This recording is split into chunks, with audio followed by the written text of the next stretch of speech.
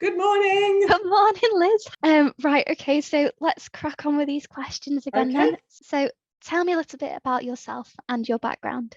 Okay, right. Well, my name is Liz. I come from a background of sales, mainly media, so newspapers, radio, magazines, stuff like that.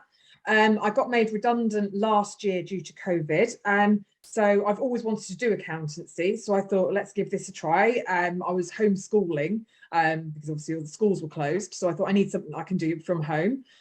So I embarked on my AAT journey. So in terms of the qualification, so why did you decide to choose AAT over the likes of ATT, so the Association of Tax Technicians, for example? I'd probably say it was a lack of knowledge, to be honest with you. AAT was one, I'd looked at various job adverts and stuff like that. AAT was the one that came up in all of them. I also didn't have an idea actually what I wanted to do or where I wanted to take it. This time 18 months ago, I think I thought being an accountant was one job and one job only. It didn't, if you were an accountant, you did the management stuff, which I didn't know existed, the financial, it was one job. So I didn't really have much knowledge prior. All I knew is that AAT was the one that everybody seemed to be doing. It was the one that all employers wanted. And having done a bit more research, it encompassed everything. So basically then I was able to think about what I wanted to do with it during the qualification. So I didn't need to make any rush decisions about where I wanted to take this brand new career path. And I know we spoke about before, you mentioned that initially you were focused on taking the AAT level 2. And now, obviously, time's passed and you're already on AAT level 4, which is Yeah, amazing. So congratulations there. But thank you. like I say, have you got any plans now after when you do finish the AAT level 4 of what you want to do next? Or are you going to focus on, as I say, gaining more experience before you take anything else on? I would like to gain some experience. Having done as much of AAT as I have, and sort of got an understanding for the different roles of the finance function within a company, I'm leaning towards working my way up through a company. So I would like to get some experience, and I suppose see where it takes me. I've got the qualifications then, so it will save me having to do them sort of further into the job. As I mentioned, I did AAT level 2, just for the idea of being just that little bit more qualified. Having come from a sales background, there's not much else you can do for the same sort of money in other than sales. And it was something that I wanted to steer away from. I've done it for a while. And I just wanted something where I could use my maths brain, quite simply. But as I've got through AAT, obviously for various reasons, I've sort of continued it. But what I want to do is take level 4 slowly, and maybe sort of look for a role when I'm doing my 2 optional units of level 4. Would you say that jumping into level 2 and level 3 quite quickly, you're able to then focus on level 4 and translate that knowledge over? Or would you say that taking a little bit more time at level 2 and level 3 to understand things would be the better route? Level 2, I think it was a case of sort of going through it, getting the understanding. There was a lot of stuff and I thought, why on earth am I doing this? Level 3 pretty much explained all my whys of level 2. I did rush level 3 a little bit. I think I just sort of wanted to get through it. Nobody knew what was going on with the pandemic, and I actually genuinely thought that it would be over pretty quickly. So I thought if I get level 3 done, then I can get started on stuff. By the time I finished level 3, I did feel confident that I could walk into a company and work in their finance function.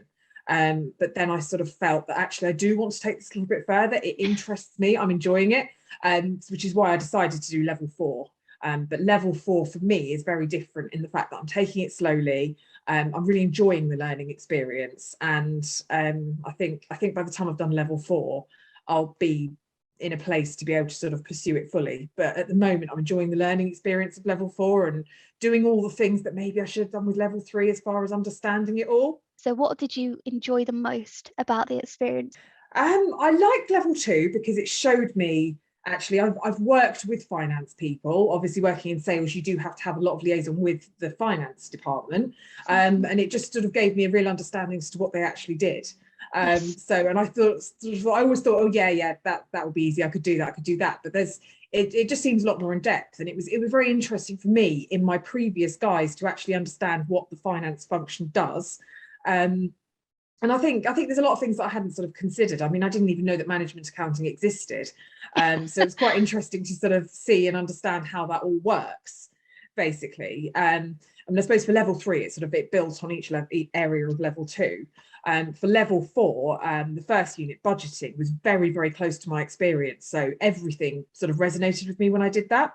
Are there any things that you would have done differently? I think I would have researched the whole thing a little bit more and got more of an understanding and maybe a goal, first of all. I mean, as far as training providers are concerned, I didn't have a clue sort of what I was doing and where I was going with it. I think maybe I probably could have saved myself a bit of time and money and perhaps totally self-studied level 2.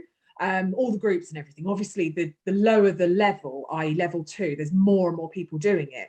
So I think I could have, if I'd have joined a group and done my research, I probably could have done level 2 sort of maybe a bit more cheaply and just sort of researched the sort of the options there for me and stuff like that, really.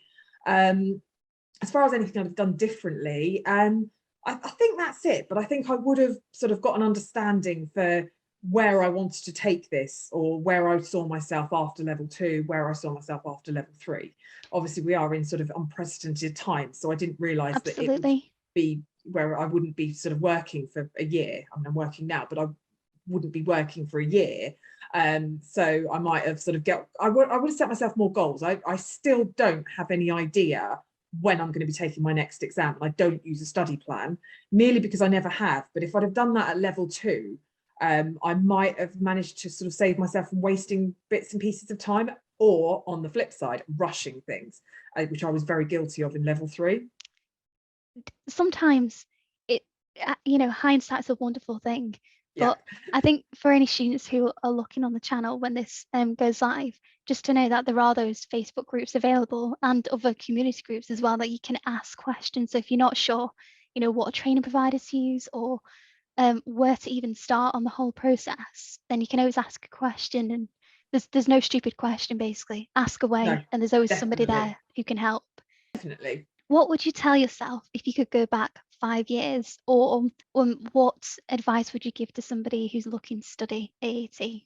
We can answer both. I think if I went back 5 years, I would say it's worth doing straight away. It was one of those things, I never really thought I had the time to do it. I have had the luxury of having a lot of free time to be able to do it.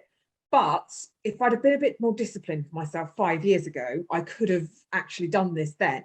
A couple of hours after work, understanding things. There's a live community on all these Facebook groups that you can just literally ask questions at any time of day and someone will be there to answer it. So if I'd been a bit more motivated and realised actually how much I'd have enjoyed this experience, I probably should have done it 5 years ago, because I'd be qualified now and actually very much in the throes of doing the job. It was something I toyed with doing probably since I was in my early 20s. As I mentioned before, it's in the blood. I've got numbers brain. It's something I've always loved. And I think if I'd have actually sort of knuckled down and realised actually how much I'd enjoyed the studying process of it, then actually I would have done it a lot sooner and not be sort of still doing it now. I would say do your research. I would say find out what's right for you, have a goal in mind, and get started. The beauty of distance learning is there isn't, certainly with a lot of training providers anyway, there's no deadline. I know with the qualifications changing and stuff, there is a certain sort of level of deadline, but literally you can study and you can take as long as you want on the first unit. It doesn't matter how long it takes, as long as you've got a good understanding of it, so you're not under any pressure. The thing that I always sort of was misled into thinking was that I would have to be doing 20 hours of study a week, despite having a full-time job and a child and a house to run.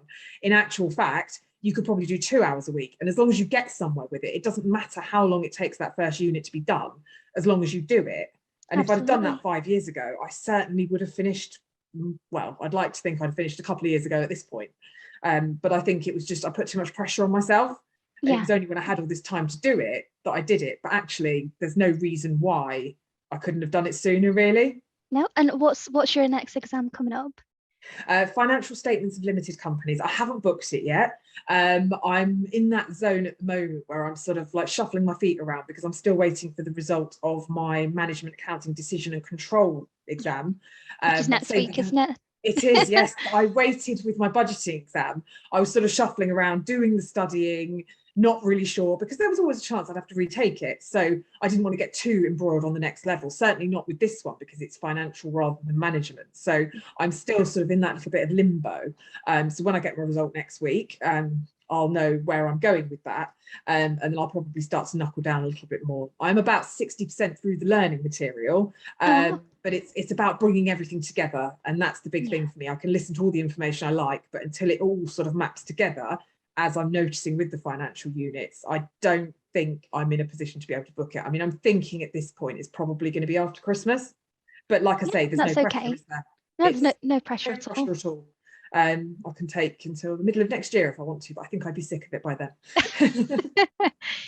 Okay, fantastic. Then I won't take any more of No, your time that's up for this, brilliant. but thank Cool. you. Good Yeah, stuff. No worries. We'll see you next week at the quiz, and have a lovely yeah, weekend, because yeah. it is nearly here. I know, well, Thanks, Rebecca. yeah. Have a nice Cool. weekend, Liz. You I'll talk to you too. soon.